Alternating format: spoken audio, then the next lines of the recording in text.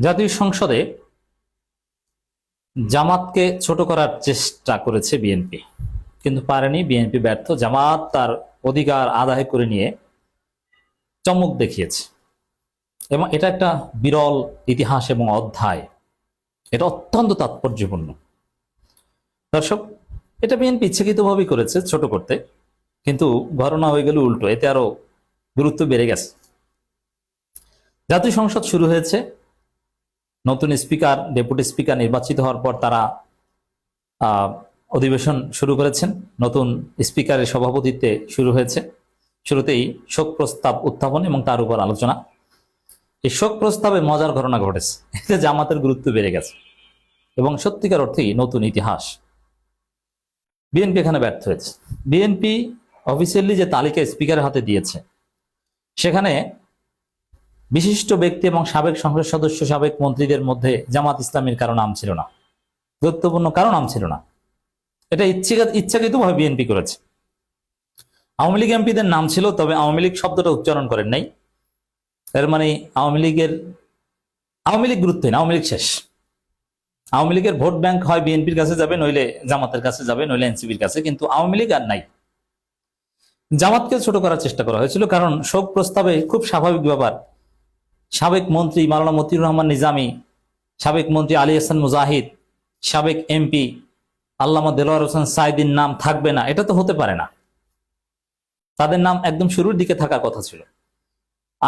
সালাউদ্দিন কাদের চৌধুরীর নাম ছিল, তাও নতুন ভাবে চিঠি দিয়ে যোগ করা হয়েছে, কিন্তু জামাতের এদের নাম থাকবে না, এটা একদম অবিশ্বাস্য। যদিও জামাত প্রতিবাদ জানানোর আগেই এগুলো সব নাটক। চিফ হুইপ আল্লামা সাইদি, নিজামী, মুজাহিদ এদের কথা বলেছেন। চিফ হুইপ নিজেই প্রস্তাব করেছেন। আবার সংসদের বিরোধী দলীয় নেতা দাঁড়িয়ে ফ্লোর নিয়ে সেটা বিরোধী দলীয় উপনেতার মাধ্যমে প্রস্তাব করিয়েছেন। এমনকি দেখেন, এই 24-এ যারা শহীদ হয়েছে, আবু সাইদ শিবিরের তার নামটা নেওয়া হয়েছে, কিন্তু শান্তর নাম কিন্তু নেওয়া হয়নি। এগুলো সব আবার আবরাফাত, এগুলো ওভারঅল শেষ পর্যন্ত জামাত শোক প্রস্তাবে ঢুকিয়ে দিয়েছে। মানে বিএনপি ছোট করতে চেয়েছিল, এড়িয়ে যেতে চেয়েছিল, কিন্তু যেহেতু জামাত আলাদা প্রস্তাব দিয়ে ঢুকিয়েছে, মাওলানা মতিউর রহমান নিজামী, আলী হাসান মুজাহিদ, তো এদের নাম বিএনপি বাদ দিতে যে দেখা গেল সেই মাওলানা এ কে এম ইউসুফ, মাওলানা আব্দুস সোবহান, যারা এমপি ছিলেন না, কামরুজ্জামান, কাদের মোল্লা, মীর কাশেম আলী, তাদের নামও ঢুকানো হয়েছে। তো এতে তো গুরুত্ব বেড়ে গিয়েছে এবং আলাদাভাবে নিজামী, মুজাহিদ এদের নাম আলাদাভাবে ওখানে উচ্চারিত হয়েছে। জাস্ট স্পিকার রিডিং করেছেন তা না, আলাদা গুরুত্বের সাথে এগুলো কিন্তু সব রেকর্ড হয় এবং সংসদের রেকর্ড বইতে সব জমা থাকে। এর মানে বেশি আলোচিত হয়েছে। শেষ পর্যন্ত দেখা গেল যে জামাতকে ছোট করতে পারলো না, গুরুত্ব বেড়ে গেল। এবং জামাতের আরো অনেক বিশিষ্ট ব্যক্তিদের নাম, ব্যারিস্টার আব্দুর রাজ্জাকের নাম অবশ্য বিএনপি ঢুকিয়েছে, জামাতের আলাদা প্রস্তাব লাগে নাই। এবং ইন্টারেস্টিং এবং সবথেকে আকর্ষণীয় যে বিষয়, যেমন এই নিজামী, মুজাহিদ, কামরুজ্জামান, কাদের মোল্লা, এরা তো বিএনপির অনেকের ভাষায়, এমনকি এই স্পিকারের ভাষায় রাজাকার। এই স্পিকার তিনি কিন্তু রাজাকার বলেছেন, রাজাকার বলে গালি দিতেন, অমুক তমুক নানান কিছু বলেছেন। কিন্তু এগুলো যে পলিটিক্যাল রেটরিক, তার প্রমাণ হচ্ছে এটা। কাগজে কলমে এর কোনো ভ্যালু নেই। আজকে সেই রাজাকারদের, আজকে এই বীর মুক্তিযোদ্ধা এবং খেতাবপ্রাপ্ত মুক্তিযোদ্ধা মাননীয় স্পিকার, তিনি তাদেরকে মাননীয় মাননীয় বলতে বাধ্য হন। আজকে বিশিষ্ট রাজাকার তাকে মাননীয় সংসদ সদস্য বলে অভিহিত করতে পারতেন এবং তিনি একদম সামনের সারিতে গর্বের সাথে মাথা উঁচু করে বসে থাকেন। এটি মাজহারুল ইসলামের কথা বলছে।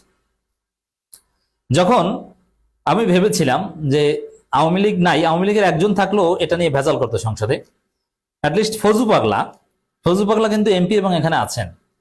এই ফজু পাগলা হয়তো মাওলানা মতিউর রহমান নিজামী, আলী হাসান মুজাহিদ, তাদের বাসায় তো কুখ্যাত রাজাকার, তাদের নামে শোক প্রস্তাব উত্থাপন বা এগুলোতে ফজু পাগলা হয়তো বা চিৎকার চেঁচামেচি করতে পারে, ভেজাল লাগাতে পারে, আপত্তি জানাতে পারে, নোট অফ ডিসেন্ট দিতে পারে। কিন্তু না, ফজু পাগলা চুপচাপ। ফজু পাগলাকে থামিয়ে দিয়েছে কে? ওই জামাতের আইনজীবীরা ট্রাইব্যুনালে নিয়ে আগেই ডলা দিয়ে থামিয়ে দিয়েছিল ইউনূসের আমলে। ফজু পাগলা ঠান্ডা হয়ে গেছে। কই, ফজু পাগলা নাকি সংসদে এই করবে সেই করবে। রাজাকারদের নামে শোক প্রস্তাব উত্থাপন করা হয়েছে, সর্বোচ্চ সম্মানের সাথে রাজাকারদের নাম কয়েকজন এমপি বলেছে। একটু ফজলু পাগলা চিৎকার করতেন, পারলেন না তো। এর মানে জামাত বিরোধী ষড়যন্ত্র ব্যর্থ। জামাত অধিকার আদায় করে নিয়েছে। জামাত তাদের শহীদ নেতাদের রাষ্ট্রীয়ভাবে সম্মানিত করতে পেরেছে, সংসদের রেকর্ড বইতে তাদেরকে যুক্ত করতে পেরেছে। এবং তাদের প্রতি জামাত শুধু সম্মান তাদের দলীয় প্ল্যাটফর্মে জানান না, আজকে মাওলানা মতিউর রহমান নিজামী, আলী হাসান মুজাহিদ, আল্লামা দেলোয়ার হোসেন সাইদি এবং যারা সাবেক এমপি ছিলেন না, এরকম কামরুজ্জামান, কাদের মোল্লা, মীর কাশেম আলীদের জাতীয় সংসদে সম্মানে ভূষিত করতে পারছেন জামাত ইসলাম। এটা একটা বিরাট অর্জন, বিরল ঘটনা। এবং শাহবাগীদের হৃদয়ে রক্তক্ষরণ। তারেক রহমান নিজে জাকাত ভিত্তিক অর্থনীতি চিন্তা করছেন, যেটা জামাতি থিওরি। শাহবাগীদের হৃদয়ে রক্তক্ষরণ। তারেক রহমান উদ্যোগে সংসদের ক্যালিগ্রাফিতে লা ইলাহা ইল্লাল্লাহ মুহাম্মাদুর রাসূলুল্লাহ যোগ করা হচ্ছে। এখন বলেন শাহবাগীরা, যেটা একটা মৌলবাদী সংসদ প্রধানমন্ত্রী তারেক রহমান করেছে।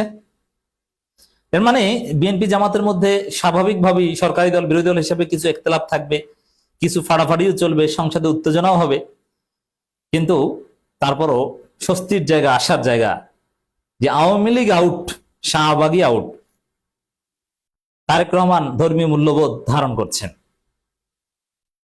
এবং আলেম ওলামাদের যেভাবে বিরল সম্মানে ভূষিত করছেন, শাহ আহমদুল্লাহদের যেভাবে ডাকছেন, এটা তো জামাত ক্ষমতা আসলে হতো, সেটা তারেক রহমান করছেন। জামাতের কাজ তারেক রহমান করছেন। এবং এই জামাত, আমি আজকে আপ্লুত। হ্যাঁ, জুলাই সনদ, অনেক কিছু নিয়ে ইখতিলাফ আছে, বা এগুলো হবে, বা এগুলো নিয়ে উত্তেজনা আছে, রাষ্ট্রপতি কেন বাসেন, এটা আলাদা বিষয়। কিন্তু তারপরও আমরা আপ্লুত এই দৃষ্টিকোণ থেকে।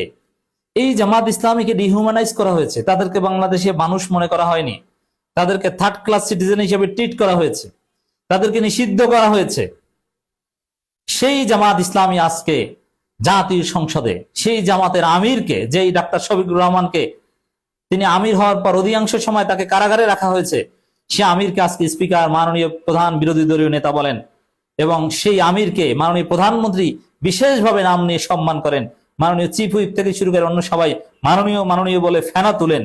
কি সুন্দর দৃশ্য! আল্লাহ জামাতকে কতদূর নিয়েছে। এই জামাতকে এইভাবে আল্লাহ ক্ষমতা দিবেন। আল্লাহ যাকে সম্মানিত করেন তাকে কেউ অসম্মানিত করতে পারে না। তারেক রহমানের কথাও বলবো, আমরা অনেকে তার সমালোচনা করি।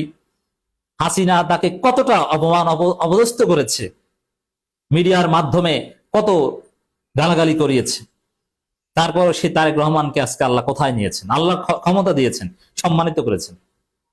তো এটা সত্যি সবকিছু, এই যে দৃশ্য, অসম্ভবকে সম্ভব করার যে দৃশ্য দেখছি, এটা পুরোটাই অবদান জুলাইয়ের। জুলাই কিন্তু সংসদে বারবার মাননীয় প্রধানমন্ত্রী থেকে শুরু করে সবাই জুলাইয়ের কথা বলছে, জুলাই শহীদদের স্মরণ করছে। ৭১, ২৪, অসাধারণ দৃশ্য। জামাত অধিকার আদায় করে দেখিয়ে দিয়েছে।